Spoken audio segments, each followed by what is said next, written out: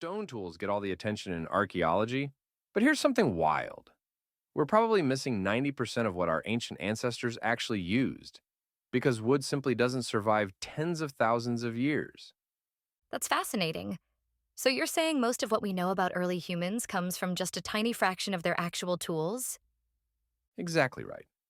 And what's even more mind-blowing is that when we do find preserved wooden artifacts, they completely change our understanding of human intelligence and capabilities.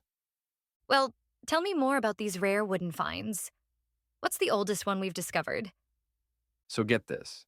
At Gesher Beno Yaakov in Israel, they found charred wood fragments that are about 780,000 years old. But the real game changer was the Clacton spear point found in England. Hmm, what made that one so special? Well, this spear point is about 400,000 years old, and when they first found it, archaeologists kind of dismissed it as crude. But then closer analysis showed it was actually incredibly sophisticated. They specifically chose yew wood for its toughness and elasticity and carefully shaped it for maximum impact. You know what's really interesting about that? It means they had to understand different types of wood and their properties. That's some serious knowledge. Exactly. And here's where it gets even more fascinating. The Schöningen spears from Germany. These are about 300,000 years old, and they found 8 of them, all perfectly preserved in mud. 8 complete spears? That must have been an incredible discovery. Oh yeah, and here's the thing. These weren't just pointed sticks. They were made from carefully selected spruce wood, perfectly balanced like modern javelins, and the tips were hardened using fire. We're talking about Neanderthals or Homo heidelbergensis, showing engineering skills that would impress us today.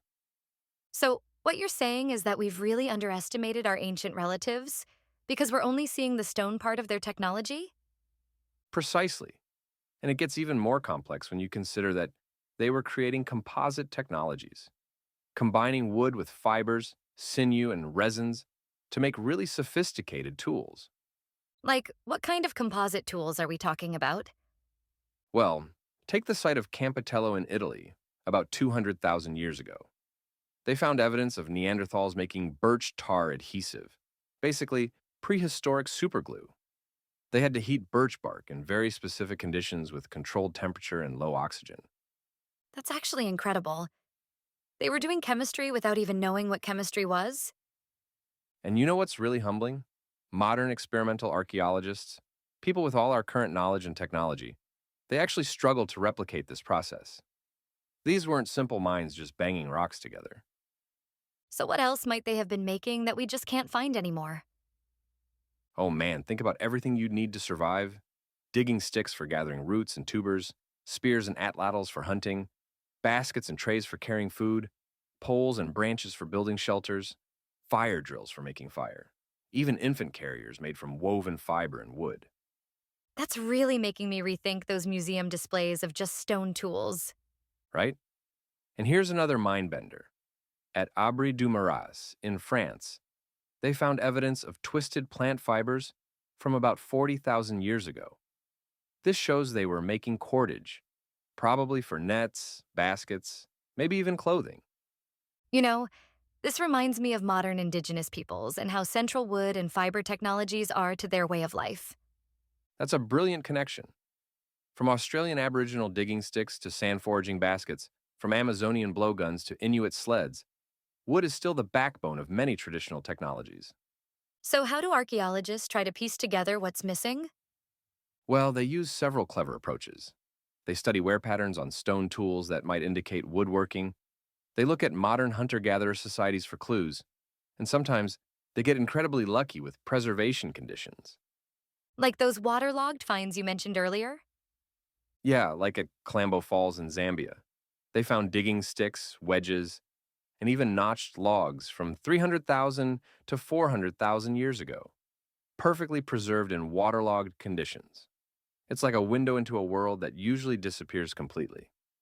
That really changes how we should think about human cognitive evolution, doesn't it? Absolutely, we've been so focused on stone tools as markers of intelligence. But managing organic technology required incredible brain power. You had to know when to harvest specific woods, understand how to fire harden spears, master the chemistry of adhesives, and probably maintain a complex oral tradition to pass all this knowledge down. And all of this was happening way earlier than we used to think. Way earlier. And here's something to really blow your mind. For every wooden artifact we found, there were probably thousands that didn't survive. We're basically trying to understand human evolution while looking through a keyhole. That's such a powerful way to think about it. We're missing most of the story. And you know what's really fascinating? When we do find preserved wooden artifacts, they often show levels of sophistication that force us to push back our timeline of human cognitive development by hundreds of thousands of years. So, what's the most important lesson we should take from all this? I think it's about humility in science. We need to acknowledge that what we can see isn't always the full picture.